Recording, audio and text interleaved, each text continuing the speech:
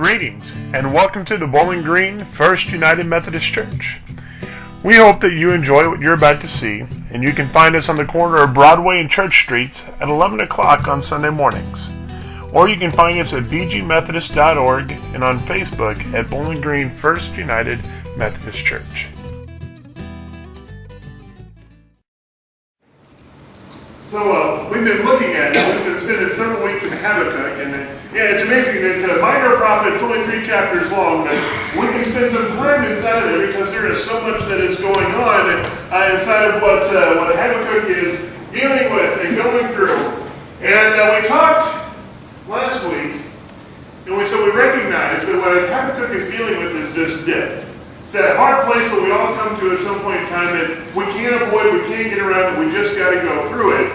And we talked last week that when we get down into the middle of that, we've got to stop and listen, because that's how we know what we need to do next. Because when we get down there, we're faced with a choice. We're faced with the choice of, do we continue doing what we're doing and just hold on, because then when we come back up out of that, we'll be in the right place that we need to be, or do we change? Do we make a choice and do something different so that when we come up out on the other side, we're going to be where we need to be, but it's going to look different than what it has before, than what it did when we started going down into that place. And so we have to stop and listen. Now our question for this morning is, as we come down into this dip and we're hanging out down here, and we've stopped and we listened, what do we do next? Because that becomes the tricky part, as we'll see what we do next. But as we get into that, I got a question for you all, and that is, what does sticky notes and envelope, a journal or a notepad or something like that, and maybe even a phone, all have in common? Notes. You write stuff down on it, right? You write things down on this and you put it somewhere so you don't forget. Some people need to do more of it because folks, I hear this all the time. Folks say, "Well, it just gets worse with remembering things." And I'm like, I don't need to know that. It's bad enough already. I don't need to know that 40 years from now, who's going to have to write me a list of things that start off with, put your shirt on, brush your hair, put your glasses on so you can see, because I don't remember things well. You'll have probably done this one too. You spend all that time writing out your list to take to Walmart, the county market, the dollar store, whatever, And where is guaranteed that list going to be when you get to Walmart? On the counter, on the table, it's going to be hanging out someplace. It's not going to. Now, how many of you think, well, I remember what's on that list? I do that one. I'm like, oh yeah, I do remember what's on that list. Sure. So I go through and I get my stuff and I come home and I'm pulling out of the car then a couple of ribeyes, 2 boxes of cookies. I got to stop by, go through the camping section at Walmart because there may be a gadget back there that I need. Go through there, come back by the electronics section and pick up the newest director's cut of the Lord of the Rings trilogy with 6 hours of extra video that has never been seen before. And then I get home and then I compare that to the list that I had that said salad mix, veggies, laundry detergent. And somehow these things don't match up because I don't remember things as well as I like to think that I do. But it's what happens. We don't remember things very well, so we write it down.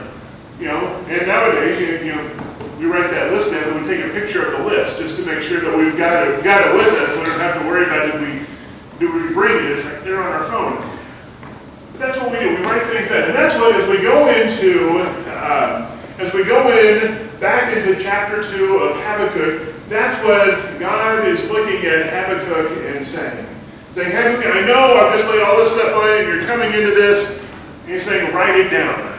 Now remember where we are in here, because this is verse 2. Verse 1 ended with Habakkuk's tantrum, where Habakkuk was giving the biblical version of saying to God, I'm going to stand here and hold my breath until you give me what you want. That's basically what he did. And there's always a response of when someone says, well, don't hold your breath. Or in my house growing up, Dad would look at us and say, yeah, go ahead, hold your breath. What's the worst thing that's going to happen? You'll turn blue, you'll pass out, and we'll start breathing again. So, there wasn't much sympathy that came from our house sometimes when we tried to throw little tantrums like that. But God responds to Habakkuk differently than that, with a little bit more compassion and understanding. And God says to Habakkuk, then the Lord answered me and said, write a vision and make it plain upon a tablet so that a runner can read it. Or the Hebrew gets confusing at the end of that. It's either a runner can read it or a reader can run with it. We don't actually know which way it's supposed to go there because they're both very close. But the point is, God tells Habakkuk, says, I'm going to show you something. Write it down. Write it down so you know what it is. Ostensibly, it's in clear language so that because Habakkuk is a prophet, he can send someone out with it to the rest of Judah, and so that they can know what God has said. But then there's this weird thing that happens as we get to verse 3, and as we get into our reading for this morning, where God and Habakkuk are kind of going into this conversation of, here are all the things that are going to get in the way of you remembering things, which is why you need to write this down. We go to verse 9. Doom to the one making evil gain for his own house, for putting his own nest up high, for delivering himself from the grasp of calamity. What's one of the things that's going to get in the way? People trying to make it at someone else's expense. Back in the day, we'd call them snake oil salesmen. I thought of it this morning when I was down at Oak Grove. When I was a kid, we called that Amway. Y'all remember, nowadays we might call them like herbal supplements or something like that, I don't know. And we've got all sorts of things where folks work to make money at the expense of someone else. Or work to gain something because they can do it off of someone else. And God says, this is one of the things that's going to get in the way. Things are going to get in the way of you remembering what it is that's going on, what it is that I have told you. But the trick to this is that it may not even be someone. It may not even be people that get in the way of this, because sometimes we just get tired. The second part of verse 13, people grow weary for making just enough fire. Nations become tired for nothing. Have you either been or know of folks that work 40, 50, 60, 70, 80 hours a week, and they're still just living paycheck to paycheck? That no matter how hard they try, they can't ever get enough. They can't ever get ahead. They're always constantly working and trying just to survive. It gets really hard to do things and to remember anything when you're just barely able to make ends meet. Or how many of you have ever spent time spinning your wheels at something and have never gotten anywhere? Right? That's hard. I think Tom's taking the time to get his truck stuck probably someplace. And I won't make any mention of how many times I've done that. And you're just sitting there, your wheels are spinning, you can smell the rubber that's burning on there, and you aren't going any place. That's part of it. That gets in the way of us trying to remember things. Trying to remember when we get down into this place, there are all sorts of things that get in the way of us remembering, and so God says, write it down. Write it down, not just write it down, but write it down in clear language, plain language, so that you can know what it is and you can remember it. Now we're in verse 13. We're going to go one more verse. And there's where we get one of the things that God says to write down. To write, this is part of what it is that we are supposed to remember, and it's this. But the land will be full of the knowledge of the Lord's glory, just as water covers the sea. We get down to this spot. This is our reminder that it's a dip that we're in and not a permanent place. Because anything, in order for it to be considered a dip, there's got to be another side of this that takes you back up. That's where we're headed with this. One of the things that Habakkuk is getting us to remember is that God is trying to get folks to remember through Habakkuk, I should say. This is not a permanent place. Yes, it's going to be hard. Yes, it's going to be difficult. It's one of the things I love about Habakkuk is that God is not trying to sugarcoat any of this. He's pretty clear most of the time saying, yes, you're going to get down there and it's going to be hard, but there's the other side of that. There is still hope on the other side of that to get us back over onto that next place. That we don't always have to stay down here. But remember, there's hope. That's one of the things that we need to remember. There's all sorts of things that God will tell us that we need to remember when we stop and listen and we get down to that place. That's the call that God makes to us as we look through all of this, is that, let me get my notes here, is that eventually we will come back up the other side. We may be stuck down there on the bottom for a bit. That's part of life. That's part of where we are.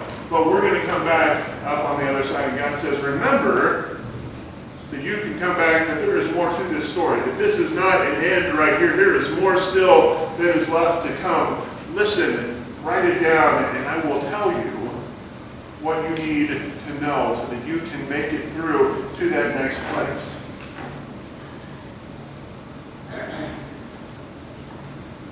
God's telling Habakkuk that message so he can go and share it with others. Sometimes we've got, in today's society, we've got more than enough people that are trying to tell us all the things we should know. We got lots of prophetic voices today that are telling us, here's all the different things you need to know. Here's the 10 things you need to know about how to get through to the other side of this. Now, I'm not sure I trust all of them. We put our faith back into one place where we know we need to start and listen for God's voice as he helps us to come through to that other place, so that when we begin to come up on this other side, we look down our cart and we've got the laundry detergent and not the ribeye steaks. Unless, of course, God said, hey, you need to make a change, and he told me to put the ribeye steaks in the cart, then that's a whole different story. But, that just is, selective listening probably on my part more than anything else.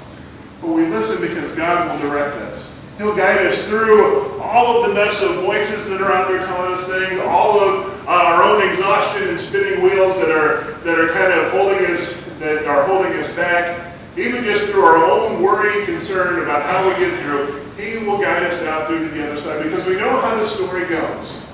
It doesn't always get better for Habakkuk and the people of Judah. In fact, it gets worse before it gets better, because Habakkuk was writing still before the exile.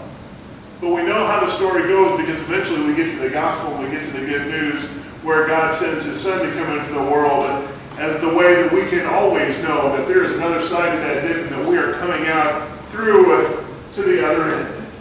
God goes with us. He doesn't try and sugarcoat it along the way, but what he does say is, I will be with you as you go through this. My voice can be heard. Write this down so that you will know what you need to know to come out to the other side. That's the message for us today that we can hear and that we can take with us. But that's not just us either, though. That's also the message that we can hear and we can share with others as we go out into a world that is struggling in so many places, where there's lots of folks that are stuck down in this place. And what they really need to know is that there is a voice, there is a God that is saying, there's another side to this, and you can come out through to that next place. Let us go today, share that message, share that hope, share that promise. Even if nothing else, take a post-it note and write it down and give it to someone and share that with them so that they can remember what it is that God is calling to us and telling us for our hope and our promise for what is to come. Let us go and do this in Christ's name. Amen.